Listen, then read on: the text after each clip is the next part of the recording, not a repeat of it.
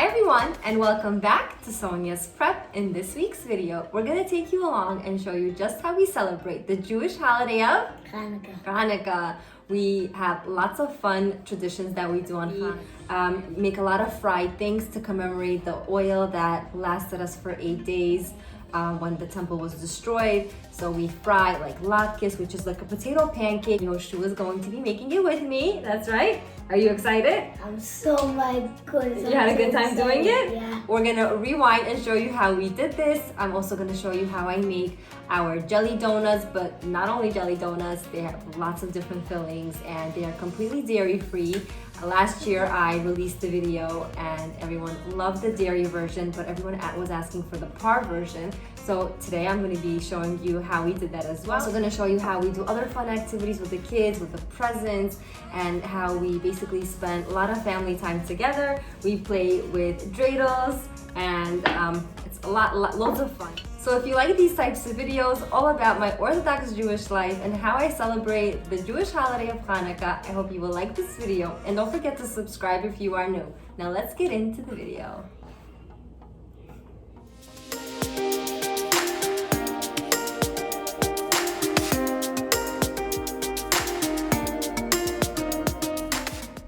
To start off the video, we're going to get Yehoshua into the kitchen and making latkes. He was so super excited to be participating in this next kids edition of Sonya's Prep.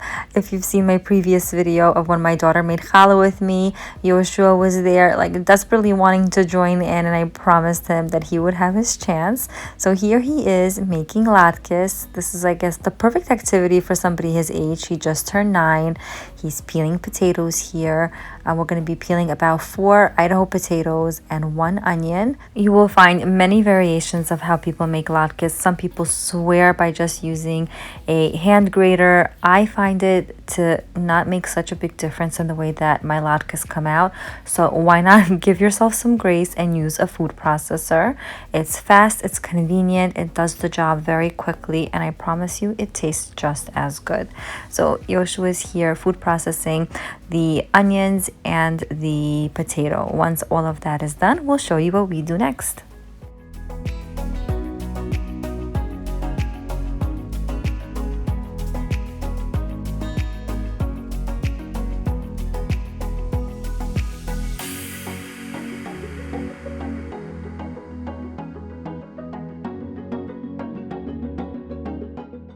We will be placing all of the shredded onions and potatoes into a large bowl.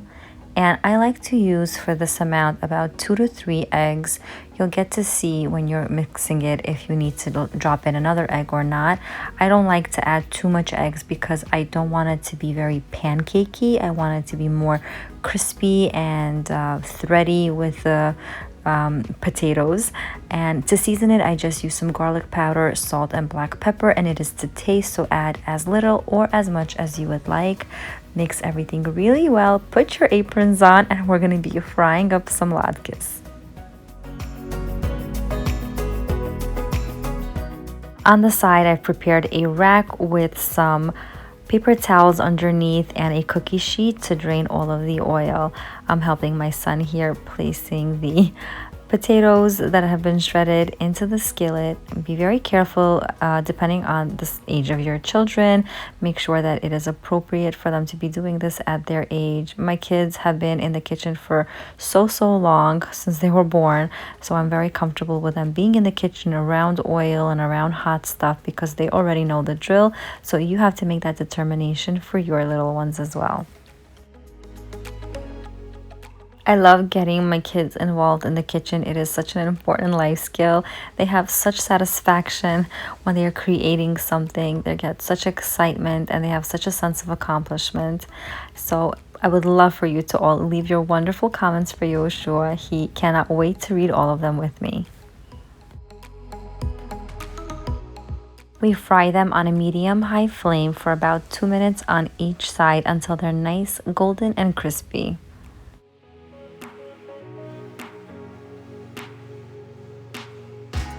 On this particular day, my mommy was in the kitchen with us, helping us along, cooking with us.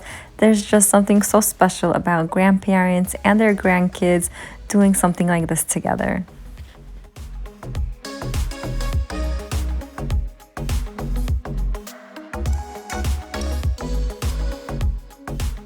By placing the latkes onto the wire rack instead of the paper towels right away helps drain out the oil.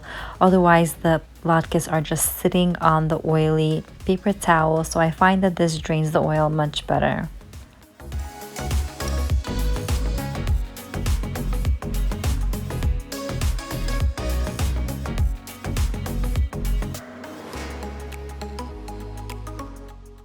Traditionally, latkes are eaten with applesauce or sour cream, but not in my family. We eat them just as they are, plain, crispy, and delicious. How do you eat your latkes? Leave me your comments down below. Another great activity to do with the kids is to get them to me decorating Hanukkah cookies. I have a very simple recipe that I'll have linked down below with all of the measurements and all of the ingredients. I just separated everything between all of my children so that they can all participate, putting things into the mixer, and they had such a great time doing it. They're all participating, they're all learning how to share and get along for the most part, and it is a very good recipe. I have a butter cookie recipe that you could use, or this one. This was by far easier than the butter cookie recipe, but I'll have both of them linked down below in the description box.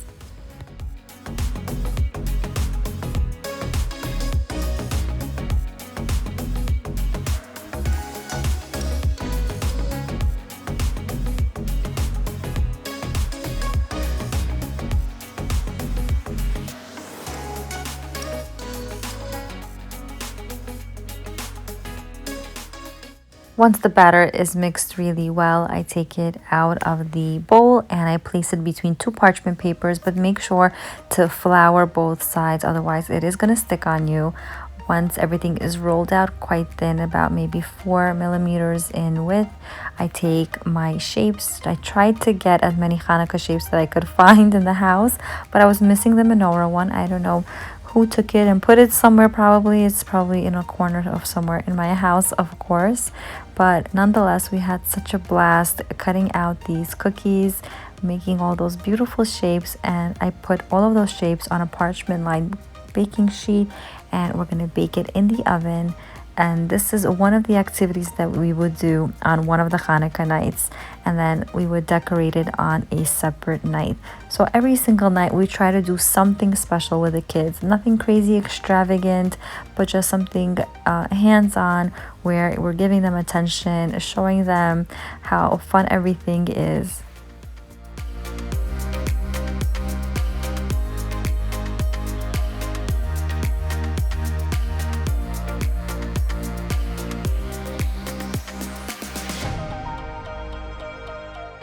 With the extra dough, I did want to cut out the Hebrew letters saying Hanukkah.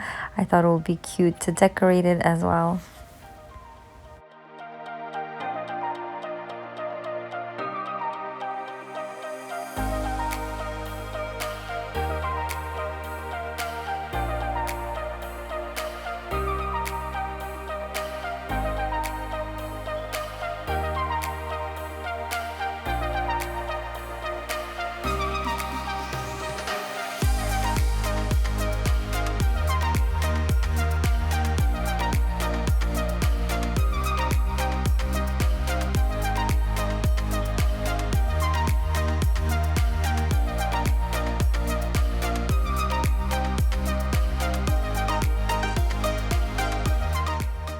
On the next day, I set up a station for them to do some cookie decorating. So my daughter's over there giving out plates. Everybody got about 5 cookies, and I had some sprinkles and chocolate chips that I had in the house that I placed into these little, like, I guess, souffle cups, and I handed it over to each of my kids.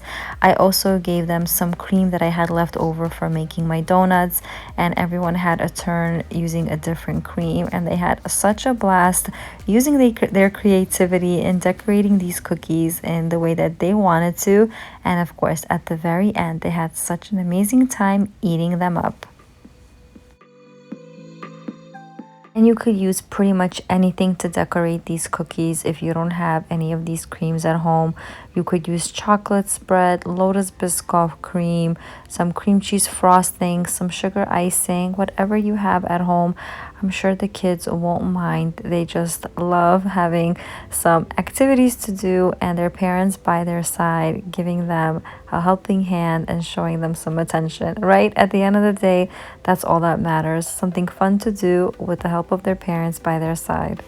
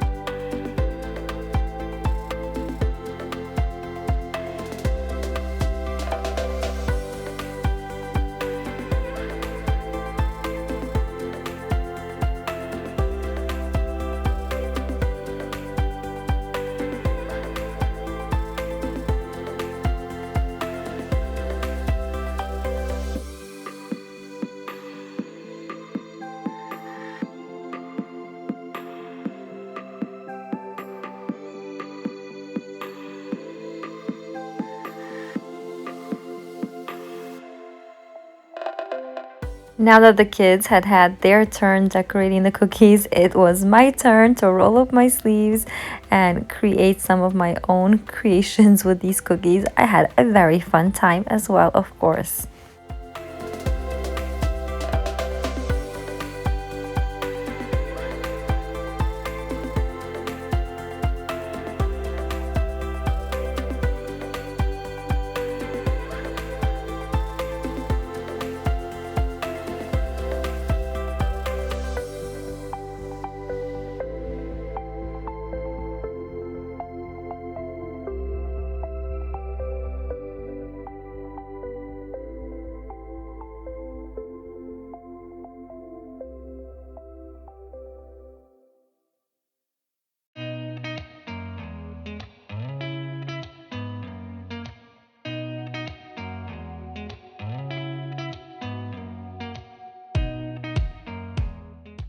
They absolutely all had such a great time decorating these cookies, and the best part of all was when they actually got to eat them and thoroughly enjoy them.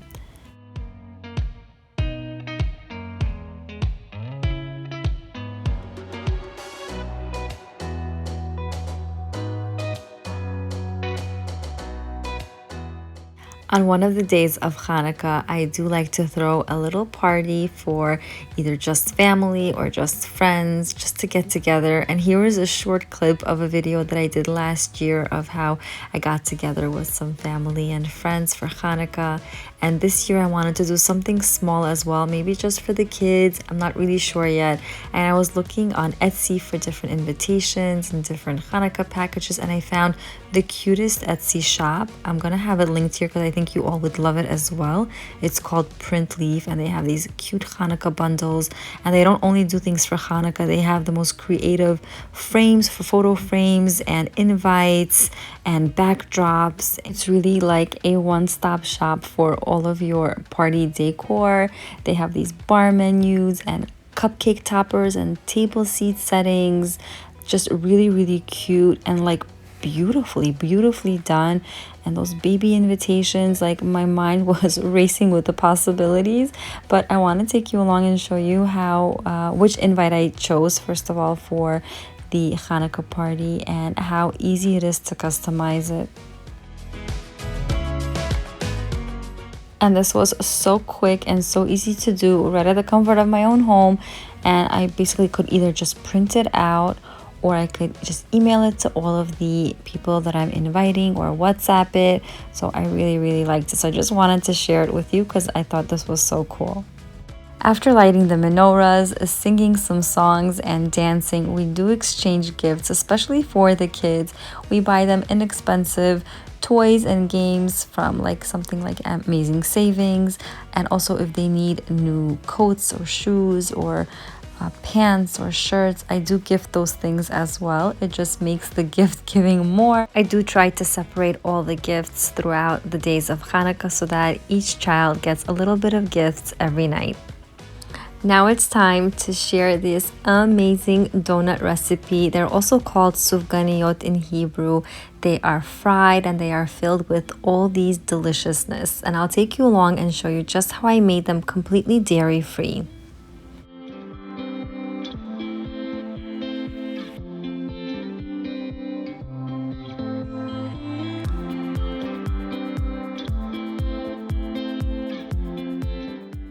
Here I have 3/4 a cup of almond milk. I try to have it room temperature, and to that I add in 1 pack of active dry yeast, or 2.5 teaspoons of active dry yeast, and I place that to the side.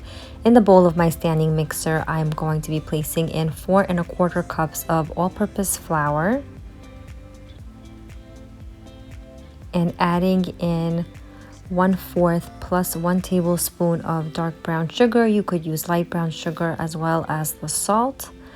Placing that onto the mixing stand, and I'll have all of the measurements in the description box below for your convenience as well. To the flour mixture, I'm adding in the yeast mixture that we just allowed to proof for 5 minutes. That I also added in a little bit of vanilla extract and 3 large eggs, one at a time. I let all of that incorporate and come together, and once that does, I add in slowly 7 tablespoons of dairy-free butter. If you want to keep this dairy-free, you could either use Earth's Balance, betterine, margarine, whatever you prefer. Now this part is very crucial. You need to let it mix on a number 2 or 3 setting for 15 minutes. This is what's going to give your donut that beautiful round white ring around it. Now that 15 minutes have passed and our dough is perfectly ready, look how gorgeous this dough looks. You could take it out of the mixing bowl and place it into an oiled bowl. So I'm going to be just taking out the dough and making it into a nice ball and placing it into the bowl, covering it, and let it rise for 30 minutes.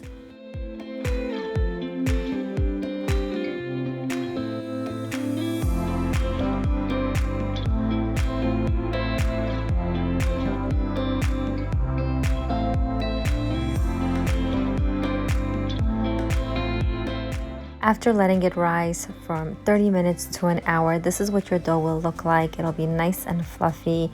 Separately over there on the side, I took a cookie sheet, cut up some parchment paper, and lined the cookie sheet. This is where your donuts are going to be resting and rising on. So I take the dough out of the bowl and divide it into 16 equal parts.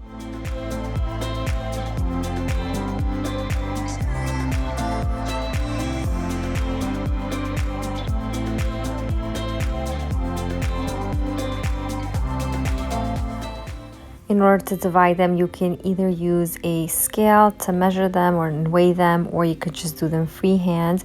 And once they're all divided up, make them into perfectly shaped balls. Once shaped, I place each donut onto the parchment paper, and the purpose of that is that when you go to fry it, you're not actually disturbing the beautiful airiness of the donut. You're just going to be lifting it up by the parchment paper and gently dropping it into the oil. Once all of your donuts are shaped, I place it into the oven with it not on at all, but the light is on, and the light emanates a lot of heat, so it's going to rise a lot faster. Be mindful of the dough that you are not currently using and cover it up so that they don't dry out on you while you're working on your other donuts. I allow the donuts to rise between 2 to 3 hours until they're doubled or tripled in size. In the meantime, I'm going to be heating up some oil using a thermometer. It is very important to have a thermometer so that you can heat it to the right temperature. I heat it to 160 degrees Celsius or 325 degrees Fahrenheit. I really do highly recommend that you use a kitchen thermometer when making these donuts, because if you don't, there is a tendency to fry up these donuts beautifully on the outside and the middle stays raw. I will have a link to this thermometer in the description box below for your convenience. Once the oil reaches the proper temperature, I do drop in the donuts very gently using the parchment paper inside of the oil.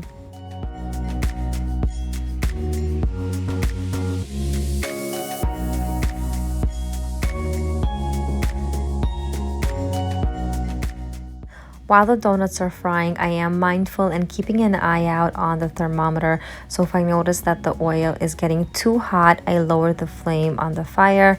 And if it's not cooking high enough, then I increase it. Very soon after dropping the donuts inside, the parchment paper will be easily removed. After cooking for 2 to 3 minutes on one side, I flip the donuts over to be cooked on the other side.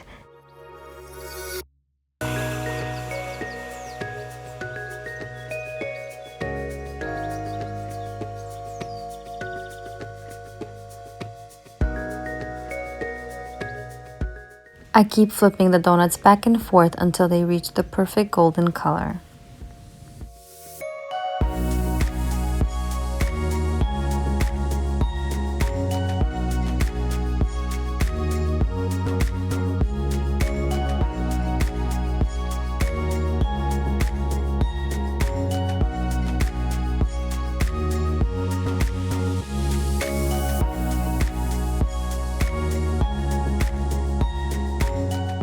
The final product of these donuts should be very fluffy and extremely light.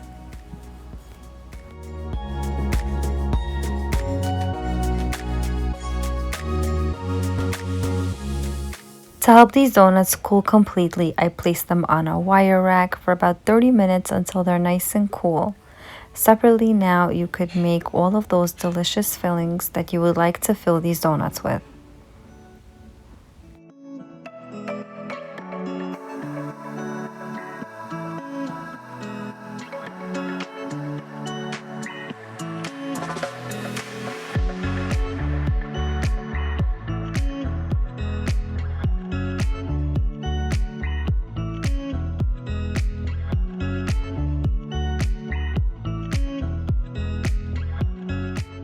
To make the chocolate ganache, I use these mini chocolate chips. I place them into a glass bowl and fill it up with some Rich's whipping cream. It is dairy-free, and I'm going to be placing that into the microwave, heating it up in 30-second increments until everything is nice and melted.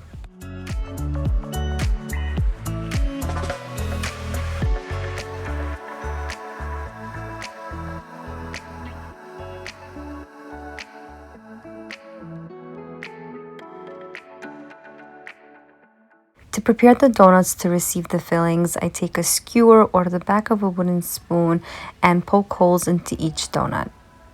I then fill it with some chocolate spread. You could use Nutella if you want it to be dairy. There are dairy-free chocolate spread versions in the market, so this is what I'm using here today. I try to fill as much of the donut as possible. Then I'm going to be using some strawberry jelly and placing that into the donuts for the next filling. I also have some Lotus Biscoff cream that I mixed with some whipping cream, and that is what is going in next. For the final filling, I made some cream cheese cheesecake type of filling. I used whipped butter, cream cheese, and confectioner's sugar to make it. This one was absolutely my favorite. It was completely delicious.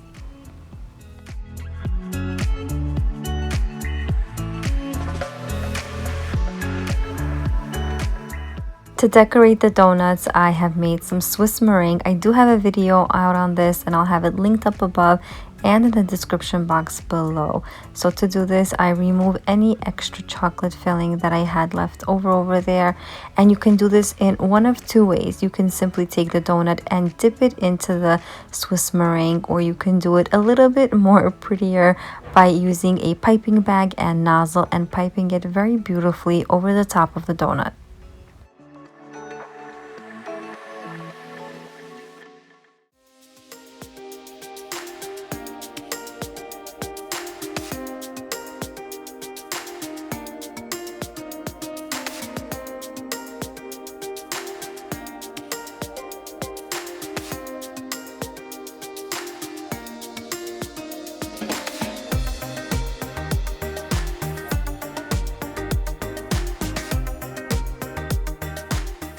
Now you can definitely enjoy these gorgeous donuts as is, but to take them up a notch, I take a kitchen torch and I brown the tops of it, which gives it such a beautiful effect. This torch is linked in the description box as well.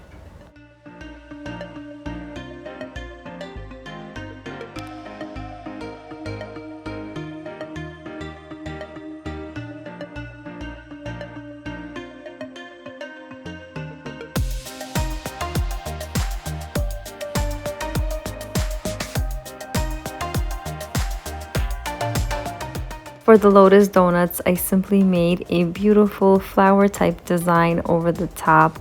It is totally not necessary to be extravagant, but I just enjoy making it all nice and pretty.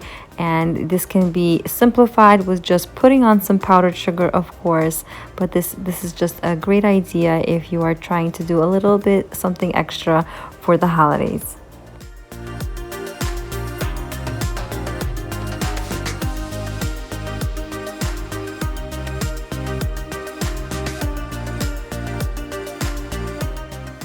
For the cheesecake filled donuts, I'm going to be using the ganache that we made previously. You could do it in one of two ways. You could ladle it on with a spoon or simply just duck it right in.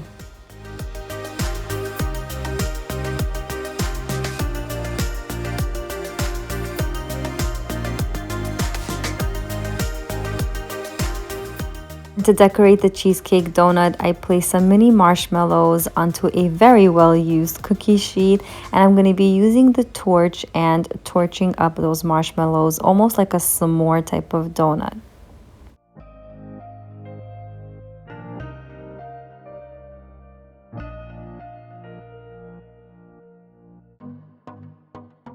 Once the marshmallows are nice and toasty, I place them over the top of the chocolate ganache.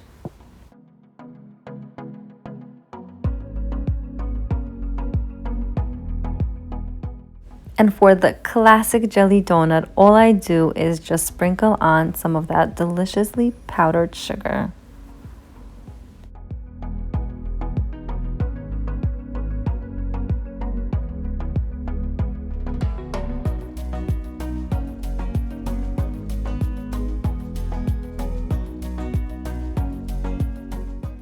Time for a taste test.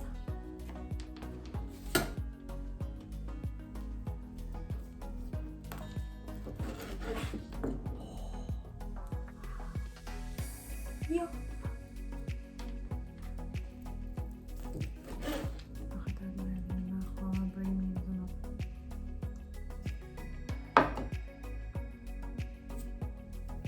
So good.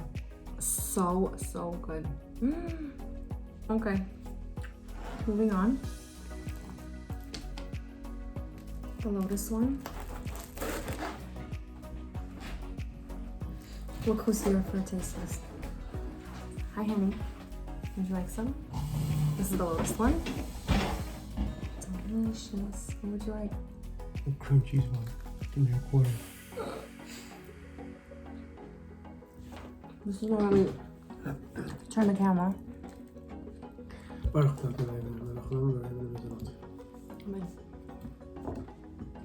How is? Good stuff, no? Sinfully good.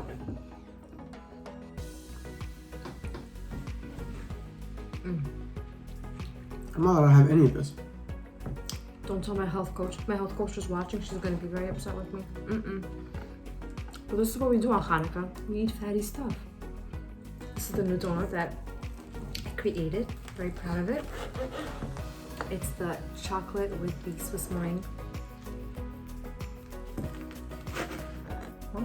Oh no, this is too much. It was great. Already.